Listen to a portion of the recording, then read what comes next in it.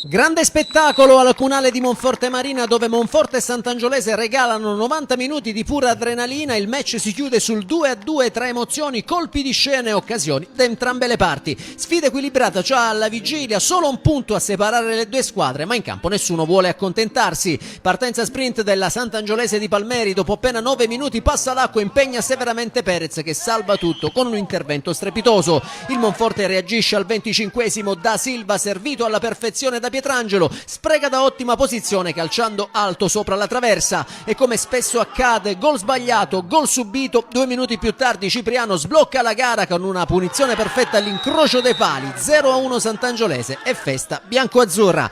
Il numero 10 ospite è in serata di grazia ed inizio ripresa colpisce ancora, destro chirurgico che bacia il palo e si insacca. Doppietta personale, 0-2 per la squadra di Palmeri. Sembra finita, ma il Monforte non ci sta. Al 57esimo Da Silva riapre il match con un destro morbido che beffa ben fatte e riaccende le speranze neroverdi. La Sant'Angiolese prova a chiuderla ancora con Cipriano, ma Perez si supera con un'altra parata decisiva. Il fantasista biancoazzurro tenta anche dalla distanza, ma la palla sorvola di un soffio la traversa. Nel finale cresce la spinta dei padroni di casa, Cirino sfiora il pareggio di testa e proprio lui in pieno recupero trova il gol del 2-2 con un tocco preciso che fa esplodere il Comunale. Al triplice fischio pari giusto per quanto visto in campo, Monforte che sale a 4 punti, Sant'Angiolese a 3, un pareggio che lascia qualche rimpianto ma regala spettacolo e conferma la crescita di entrambe le formazioni.